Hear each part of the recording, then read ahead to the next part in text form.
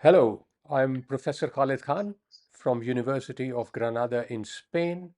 Today we will talk about scientific article retraction. To discuss the topic, I have with me my friend and colleague, Professor Bassel Wattar. Bassel, could you please introduce yourself? Sure. Thank you for having me today, Khalid. My name is Basil Wattar. I'm an associate professor of reproductive medicine, and I'm a consultant gynecologist and IVF subspecialist in the NHS based in Epsom in South London. Okay, thank you. Our topic is about an important issue which has come to light in recent years, but its significance is that material that is in the public eye as truthful science is removed from the literature as a result of an investigation leading to retraction.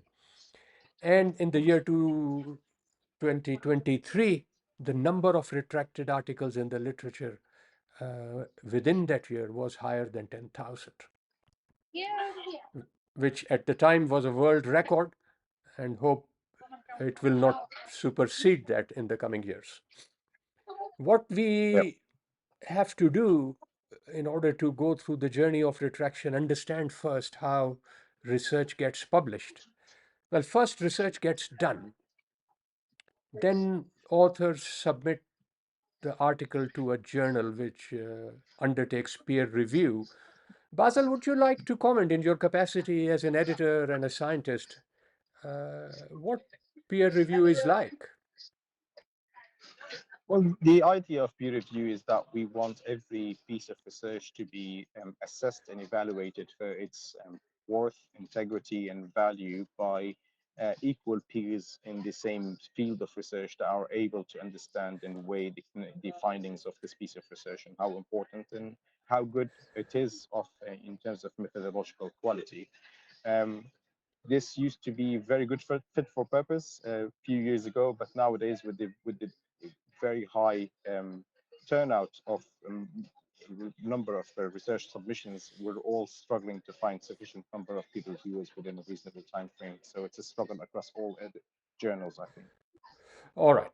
So, in theory, a journal will undertake due diligence, paper will be assessed at some stage following revision or resubmission, it will be accepted. And the accepted article is called the version of record. Here we see an accepted article published in the New England Journal of Medicine, coming from the Harvard Medical School in the early days of the COVID pandemic. So the expectation would be that this, the findings of this article should inform, improve healthcare. However, within a month of its publication, following some feedback to the journal, an expression of concern had been issued. Basil, in light of what you said about concerns about peer review, what is the role of post publication peer review? It's a very good point. I think it's external peer review is becoming more and more important because often there are time pressures to actually get publications reviewed and published to make sure that the data is not too old, for example. And sometimes we can't secure the right peer reviewers in the internal process. So external peer review is basically when the whole scientific community with that particular branch of research or discipline is reviewing this output, and then if in their expertise there is some cause to concern, they're writing back to the journal editors and saying, we're really concerned there might be misintegrity for at different levels. So it's an additional layer of security or insurance to ensure that the quality of research out there is high and it's of good integrity. Fine.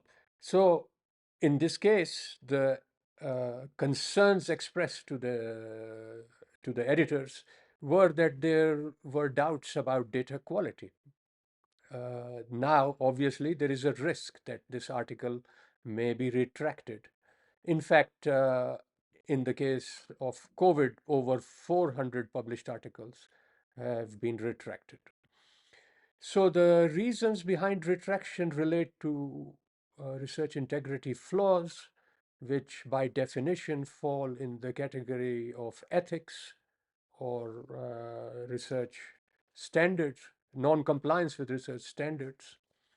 And the point to make here is that the publication process where peer review takes place is only one step in the entire life of the scientific work undertaken. The flaws can fall in category of research misconduct, a list provided here, or questionable research practices. And any of these can alter the research design, data, or reporting, leading to a result that is biased against or in favor of the hypothesis. So the moral of the story is that everything from the beginning to the end in the research life cycle is important when it comes to research integrity. So the question arises once in this New England Journal of Medicine article from the Harvard Medical School, expression of concern was raised. What would be the next step? Basil, do you mind saying a few words about how journals undertake research misconduct investigations? Sure. So good quality journals should adopt the COPE guidelines, which are standardized, internationally acknowledged guidelines in terms of investigating cause for concerns or the quality of any research output. So usually this will start by commissioning a smaller committee within the journal editorial board to look into the concerns, and then usually they will engage with the authors seeking clarifications. They might seek additional data. For example, in the case of randomized trials, they might want to see the sequence of randomization or how the outcomes were collected. And then an internal investigations will happen to, assess the quality of the clarifications provided by the authors. And if these clarifications are absent or not sufficient, then the editorial board will take a decision to either raise concerns about this article or to retract it fully. All right, thank you. So, in this particular case, uh, within 2 days of the expression of concern being issued, a retraction notice was subsequently issued. So, I think, given what you explained, that there is due diligence also involved in the investigation process, which which is likely that at the time of issuing the expression of concern, the investigation was ongoing, as the retraction took place just within 2 days and within a month of the publication. Well, this isn't the normal chain of events in article retraction. So let's look at the timeline of an article retracted in 2023, where the expression of concern was issued in 2022, but the original article was published more than 20 years ago. And the first time concerns were raised about it post publication were on a platform called PubPeer, where people can make anonymous complaints or raise concerns or make allegations. In this case, the allegation made was about the possibility of image manipulation in 2015. But nothing happened at the time.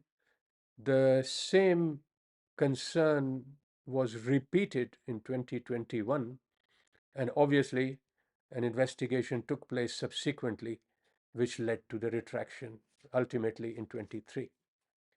In this case,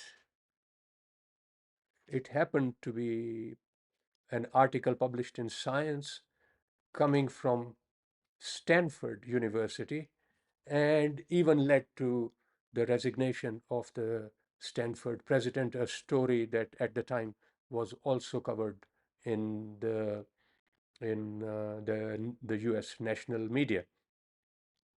So far we have covered image manipulation and data-related concerns as two reasons for retraction.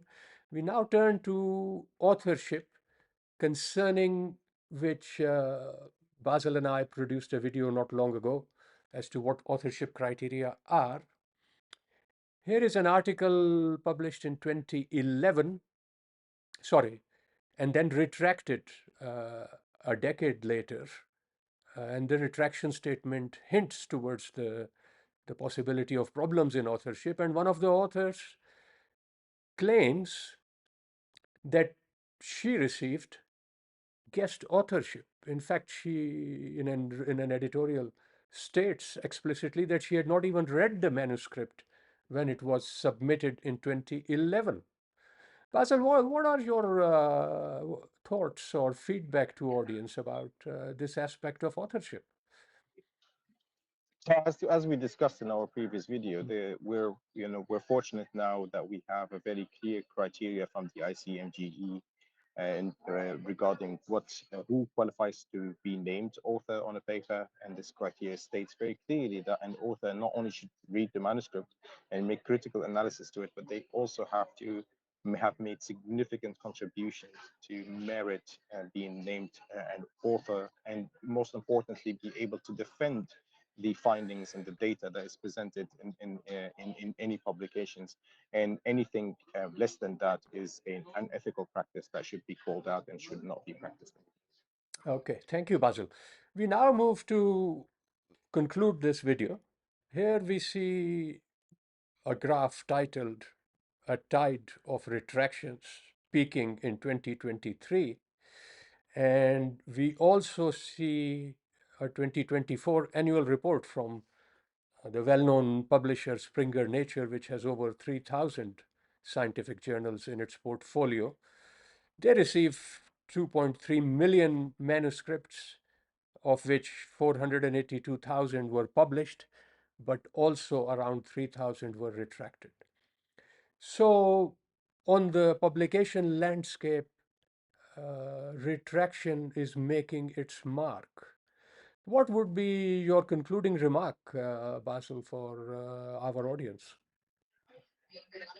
I think it's an evolving and dynamic field where we are now having more processes and detailed pathway to evaluating the integrity and quality of research, and it's no longer a single path; it's rather a full circle. And there's always time, as we saw, even after 15 or 20 years, someone might look into the data and question it, and researchers should have the tenacity and the ability to always defend their research findings and hold the ethical banner that what we present should be of high quality and should reflect true data that is likely to make impact to the literature. So I think it's important that we all as researchers engage in this process, uphold it, and take part in calling out an ethical practice and or substandard practice to improve the quality of research we produce. All right, Basil, thank you very much. With this, we bring this session to an end. Thank you very much for having me.